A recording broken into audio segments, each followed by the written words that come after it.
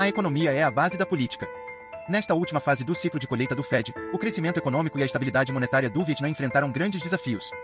Desde o início de 2020, a moeda vietnamita já desvalorizou 13%. Entrando em 2024, a desvalorização do dong vietnamita acelerou, caindo 2,6% desde abril deste ano. Correspondentemente, desde o início de 2023, ocorreram profundas mudanças na alta liderança política do Vietnã, com vários líderes nacionais renunciando consecutivamente. Em 17 de maio deste ano, a Reuters divulgou que 18 embaixadores estrangeiros no Vietnã, provenientes de países e regiões como Estados Unidos, União Europeia e Japão, além de representantes da ONU e do Banco Mundial, ameaçaram cortar $1 bilhão em ajuda ao Vietnã no futuro. Essa carta, com um tom de ameaça, confirmou que a liderança vietnamita está enfrentando enorme pressão interna e externa. Devido a algumas semelhanças históricas, o Vietnã é frequentemente comparado à China. Ambos são países socialistas que passaram por uma transição de uma economia planejada para uma de reformas e abertura, ambos experimentaram rápido crescimento no início do século XXI. No entanto, o Vietnã tem suas peculiaridades no processo de desenvolvimento.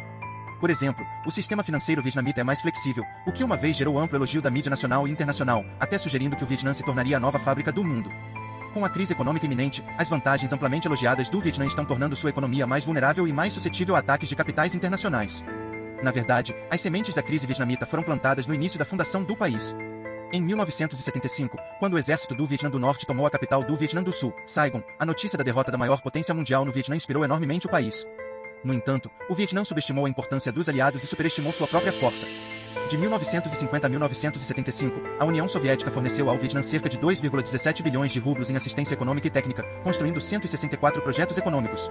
A assistência da China ao Vietnã foi ainda maior, atingindo 1,7 vezes a da União Soviética, cobrindo indústrias leves e pesadas como aço e têxteis. No entanto, após a vitória, o governo vietnamita não se concentrou no desenvolvimento econômico, mas sim em estabelecer a Federação do Grande Vietnã. Em julho de 1977, o Vietnã assinou um tratado de cooperação com o Laos, efetivamente assumindo o controle do país ao enviar tropas, conselheiros e especialistas. Em janeiro de 1979, o Vietnã tomou a capital do Camboja, Phnom Penh, e instalou um governo fantoche, a República Popular do Camboja. 3 meses depois, as tropas vietnamitas começaram a atacar as áreas de fronteira da Tailândia. A escolha do Vietnã por uma política de expansão externa no início da fundação do país levou a 2 grandes resultados. Primeiro, a falta de tempo para estabelecer uma base econômica sólida, especialmente no desenvolvimento da indústria pesada, e segundo, o fortalecimento excessivo do poder militar, o que resultou em problemas de corrupção no exército que não foram resolvidos por um longo tempo. Logo, a política agressiva levou a economia vietnamita a uma crise. Por um lado, a China cortou toda a assistência ao Vietnã diante das ambições crescentes do país.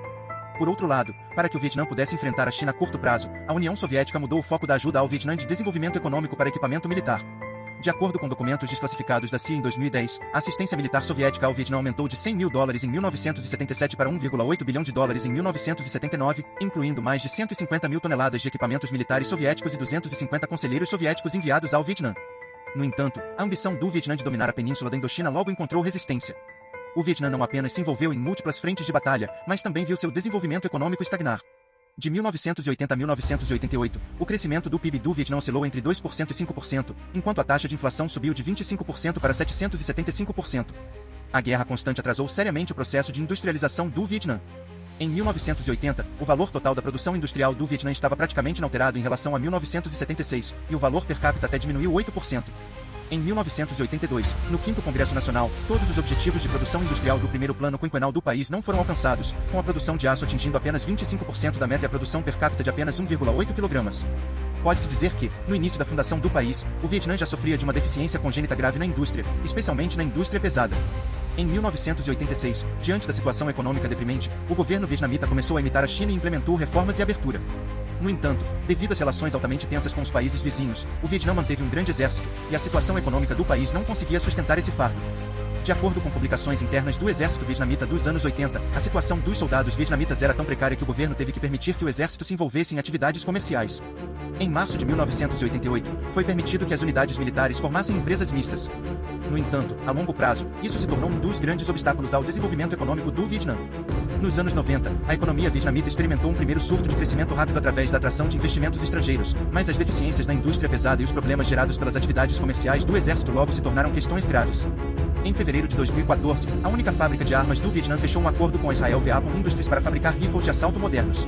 No entanto, o Vietnã continua a depender da importação de equipamentos militares, com suas empresas de defesa incapazes de desenvolver e fabricar armas básicas como rifles automáticos, metralhadoras leves e pesadas e obuses.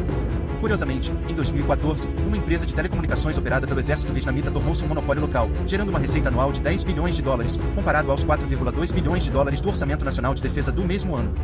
Nos últimos anos, o exército vietnamita monopolizou setores de alta lucratividade, mas na base industrial, especialmente na indústria pesada, houve pouco progresso.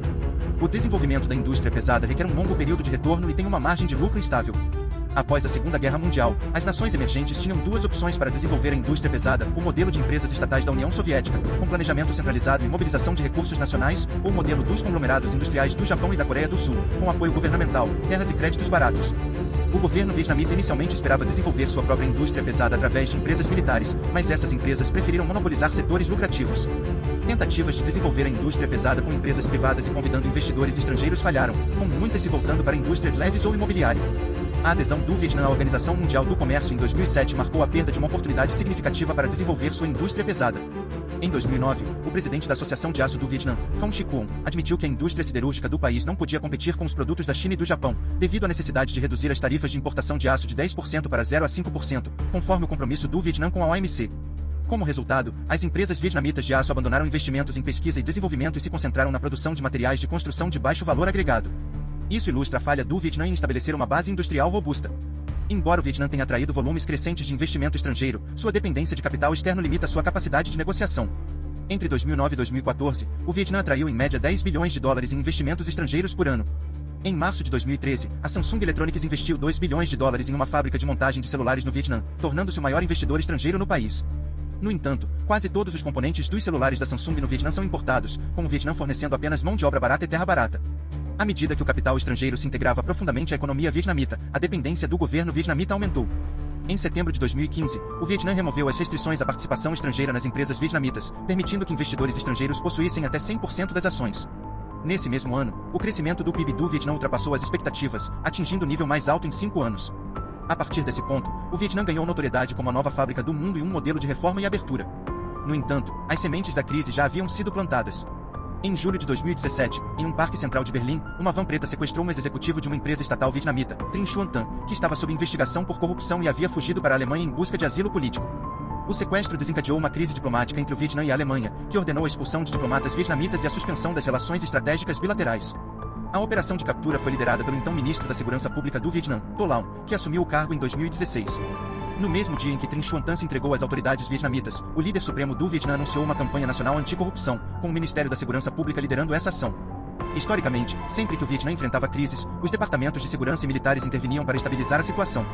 À medida que o país focava no desenvolvimento econômico, a proporção do orçamento nacional dedicada à segurança diminuiu de 14,6% para 7%. Em 2016, a liderança vietnamita planejou a Operação Forno e expandiu o número de membros do Comitê Central para 180, aumentando a representação militar. Em 2020, devido à instabilidade social e econômica causada pela pandemia, o Vietnã elegeu 2 representantes militares para o Politburo pela primeira vez em 20 anos, e o número de representantes militares no Comitê Central aumentou de 20 para 23, elevando a proporção para 12%. Durante este ciclo de aumento das taxas de juros do Fed, as fraquezas do Vietnã, como a falta de uma base industrial e a dependência de capital estrangeiro, foram ampliadas. Com o retorno massivo de dólares aos Estados Unidos devido às altas taxas de juros, o Vietnã, que depende fortemente de investimentos estrangeiros, entrou em crise. Muitas questões econômicas subjacentes também se tornaram evidentes. A Operação Forno, liderada pelos departamentos de segurança, resultou na prisão de vários executivos de empresas, incluindo a empresária Mai Linh e seus altos executivos.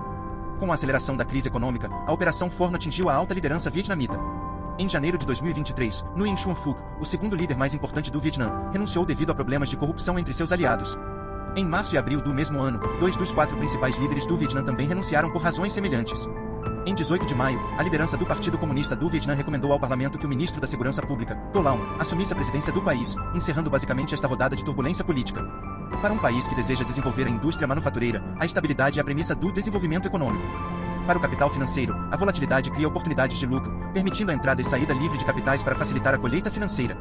Durante as últimas décadas de reformas e abertura, o Vietnã foi elogiado pela mídia ocidental e pela internet por sua cooperação com as exigências do capital internacional. No entanto, quando o crescimento econômico é bom, qualquer caminho parece funcionar, mas é durante a crise que a verdadeira natureza da economia se revela. Nesta crise econômica, o Ocidente pressionou várias vezes o governo vietnamita, ameaçando suspender a ajuda financeira, alegando que a Operação Forno estava prejudicando o ambiente de negócios e exigindo que o Vietnã abrisse mais seu mercado de capitais, alinhando-se com a colheita financeira do Fed. Devido a alguns problemas históricos, o Vietnã perdeu a melhor oportunidade para desenvolver a indústria no passado.